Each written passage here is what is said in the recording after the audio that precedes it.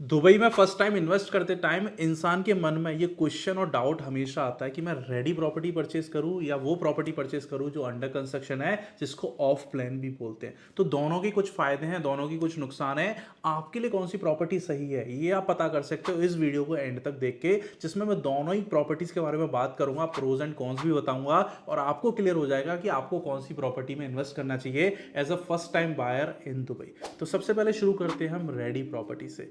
अब ready property का सबसे बड़ा फायदा तो यही है कि वो रेडी है। इसका मतलब ये है कि आपको सामने प्रॉपर्टी दिख रही है, आपने पैसे दिए, आपको चाबी मिल गई और अगले दिन से आप उसको किराए पे चढ़ा सकते हो या खुद अपनी फैमिली को लेके मूव इन कर सकते हो। ये उसका पहला बेनिफिट है।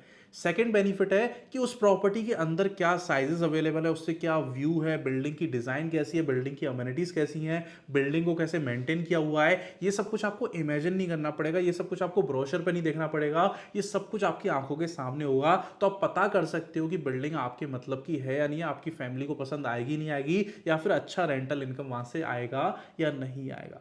अब नुकसान की बात करूं तो सबसे बड़ा नुकसान आ जाता है चॉइस का। क्योंकि जब आप रेडी प्रॉपर्टी देखने जाते हो दुबई के अंदर तो बिल्डर्स के पास इन्वेंटरी नहीं होती, आपको रीसेल मार्केट में से लेनी होती है। और रीसेल मार्केट में से एक बिल्डिंग के अंदर एक दो यूनिट अवेलेबल होती हैं, तो हो सकता है आपको अपनी पसंद का फ्लोर ना मिले, आपको अपनी पसंद का लेआउट ना मिले, आपको अपनी पसंद का व्यू ना मिले और आपको कॉम्प्रोमाइज करना पड़े इन सारी चीजों पर जो ऑफ प्लान में नहीं करते। उसकी बात बाद में करेंगे। फोर्थ रीजन जो आता है और जिसको मैं नुकसान बताऊंगा वो है पेमेंट टर्म्स का। जब भी आप कोई रेडी प्रॉपर्टी खरीदते हो तो एज अ इंटरनेशनल बायर आपको उस पर कोई पेमेंट प्लान नहीं मिलता डेवलपर की तरफ से, क्योंकि वो डेवलपर के पास है ही नहीं, वो ऑफ सेकेंडरी मार्केट में किसी सेकेंड हैंड ओनर के पास, तो वो आपको कोई पेमेंट प्लान नहीं देता। सेकेंड, आपको लोन भी जो मिलता है वो मैक्सिमम 60% तक मिलता है। तो मोस्ट ऑफ द केसेस में रेडी प्रॉपर्टी में आपको 100% पैसा जो है अपफ्रंट पे करना होता है, जिसकी वजह से रिटर्न ऑन इक्विटी के चांसेस कम हो जाते हैं। ये क्या होता है ये मैं आपको समझाऊंगा। रिटर्न ऑन इन्वेस्टमेंट आपको जरूर मिलेगा बट रिटर्न ऑन इक्विटी आपके हाथ से निकल जाती है। एंड फिफ्थ जो एक नुकसान है वो है हाई प्राइस का। अगर आप डेवलप्ड लोकेशन में रेडी प्रॉपर्टी लेते हो तो आपको मैक्सिमम प्राइस पर स्क्वायर फीट पे वो प्रॉपर्टी मिलती है, और बिल्डिंग अगर बहुत अच्छी निकल के आई है और बहुत अच्छे व्यूज हैं तो ओनर को भी पता होता है कि मेरी प्रॉपर्टी की वैल्यू ज्यादा है, तो वो काफी अप्रिशिएट कर देता है। लेकिन ऑफ प्लान मार्केट में आपको लोएस्ट प्राइस पर स्क्वायर फीट मिलता है उसी एरिया का। तो ये कुछ चीजें, अगर आपके पास फंड्स 100% रेडी हैं पहले दिन, आपको प्राइस से कोई फर्क नहीं पड़ता।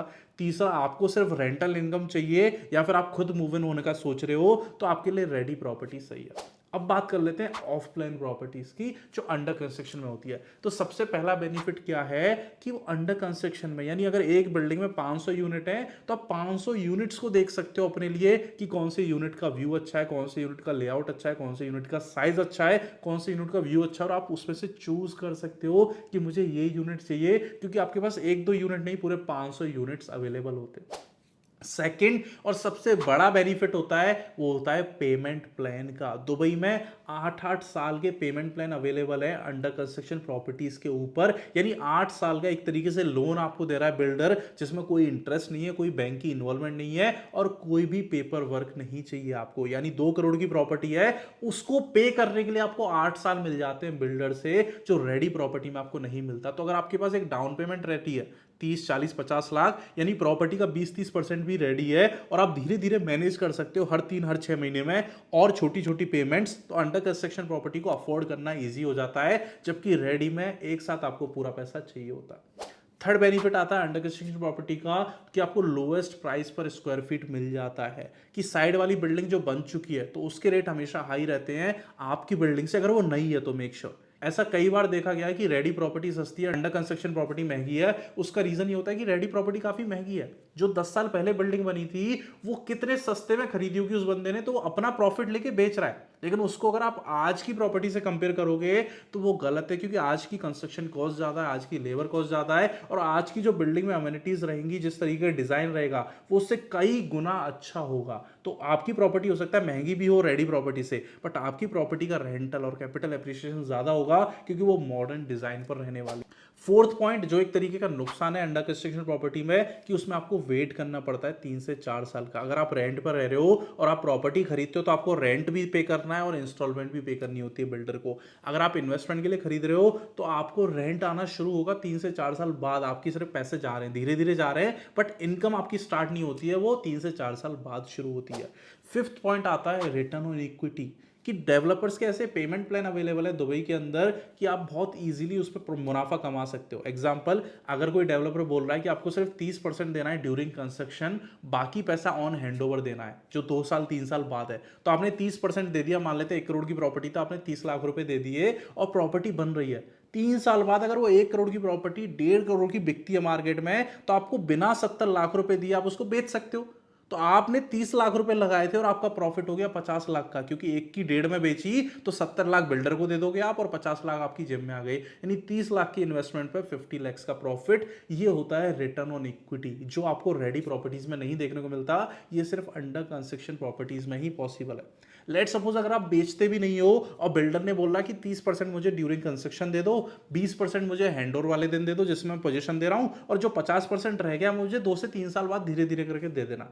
और इस केस में अगर आप प्रॉपर्टी को रेडी होते ही रेंट पे चढ़ाते हो, तो 1 करोड़ की प्रॉपर्टी का अगर 8 लाख रेंट आ रहा है, तो आप कैलकुलेट करो कि आपने 1 करोड़ में से दिए तो सिर्फ 50%, 30 ड्यूरिंग कंस्ट्रक्शन दिए और 20% दिया आपने ऑन हैंडओवर। तो 50 लाख की इन्वेस्टमेंट पर आपको 8 लाख रुपए का रेंट आ रहा है, जो आपके लिए बन जाता है 16% का रिटर्न ऑन इक्विटी। अगर वो रेडी होती तो आपको 1 करोड़ रुपए देने होते, तब आपको चाबी मिलती और उस पर 8 लाख का रेंट आता, तो वो 8% बन जाता। तो रिटर्न ऑन इक्विटी जो है वो अंडर कंस्ट्रक्शन प्रॉपर्टी में ही पॉसिबल है, रेडी में नहीं है। तो अगर आपके पास कम बजट है और आपके पास फंड स्टार्टिंग में बहुत ज्यादा अवेलेबल नहीं है, कम अवेलेबल है, और आप मैक्सिमम एप्रिसिएशन चाहते हो अपनी प्रॉपर्टी पर और रिटर्न ऑन इक्विटी का फायदा उठाना चाहते हो, तो आपको अंडर कंस्ट्रक्शन प्रॉपर्टी को कंसिडर करना चाहिए दुबई रियल एस्टेट के अंदर।